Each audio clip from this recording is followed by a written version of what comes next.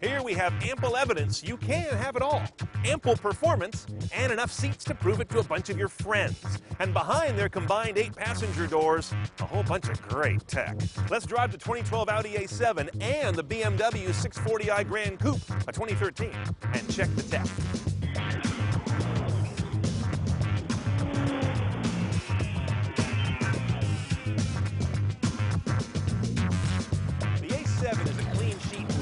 With an amazingly spacious cargo bay, thanks to a hatchback, which Americans normally run from. The BMW plays it a little safer with a conventional trunk, a little less cargo space, but fortunately that trunk no longer hides under a bangle butt, that humongous mono buttock that BMW's had till about 2 years ago. In fact, I'll go so far as to say I think the Gran Coupe is the better looking of the two, and that's saying something, because the A7 is no slouch. The other key positioning difference is the BMW Gran Coupe has got a green message. It's got regenerative braking, like a hybrid, though it isn't one, and auto start-stop, which is kind of rare in these kind of cars.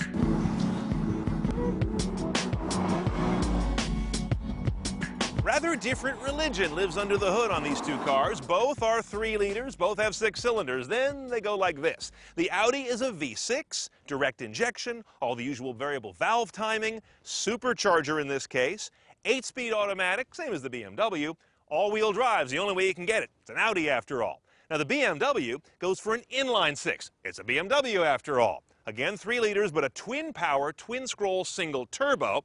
And the turbocharger, of course, a very different power curve than a supercharger. 8-speed automatic, rear-wheel drive only at this point. Let's stack up the numbers between these two. On the horsepower, 310 here on the Audi, 315 on the Beamer, a little bit better. 325 is the torque number on the Audi, 330 on the BMW. They get real similar on 0 to 60, 5.4, 5.4, and both cars weigh 4,200 pounds. Now the MPG story is interesting. 1828 for the Audi, 2030 on the Beamer.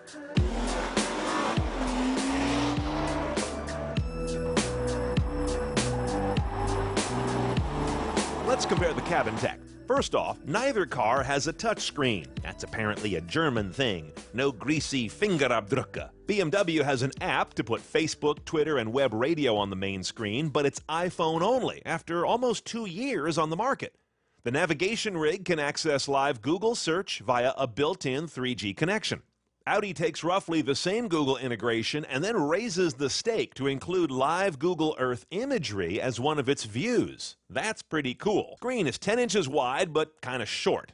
The Audi screen is 8 inches large, but more square. I prefer how Audi can span the navigation across that display as well as the center LCD between the gauges for what I think is the best navigation command center in the biz. Both cars use 3G as their built-in data connection, but will soon be a step behind your $200 smartphone as 4G rolls out. Audi goes so far as to let you switch on a Wi-Fi hotspot in the car, but you're still sharing that single 3G connection between the in-dash tech and a passenger or two. These cars offer just about every form of mobile media you'd want, as well as a couple you probably don't, like hard drive and SD card.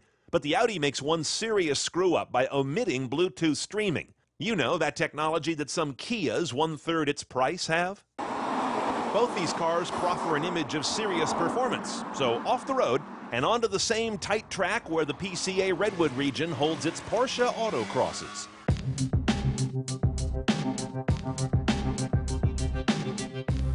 One of the first things you notice about driving this supercharged engine is that it's a supercharger. There is really no perceptible delay in that onrush of power, and it's a big boost when you get it.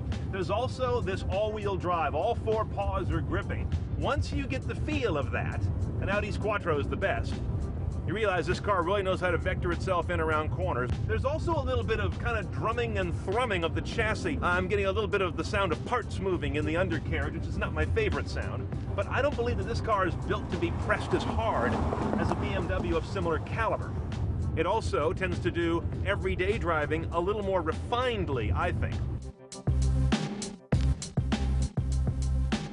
Okay, let's go for a ride in our Gran Coupe. Now you can really feel the fact you've got rear-wheel drive. Steering with the accelerator is not difficult at all. The car feels its weight. I don't think this is a car that feels like it's going to fool you, that it's a big car.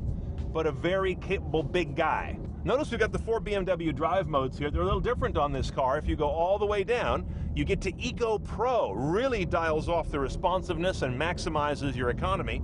And then you get your sports setting, your sole sports setting on this car, which is Sport Plus, and that also turns off your traction control. And once we do that, we really get to have some fun here in these corners.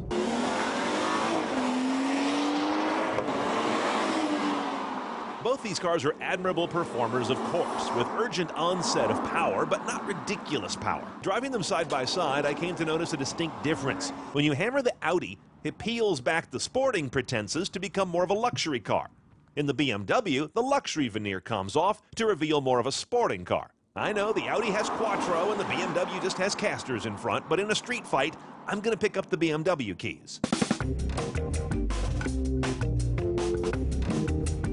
Okay, pricing. The A7 starts around 60 grand, the 640i Gran Coupe around 76. But on the Audi, you have to option in the nav system and a few other niceties that are standard on the BMW. So comparably equipped, the difference dissolves to a handful of thousands. Bottom line, both these cars justify the concept of a four-door coupe.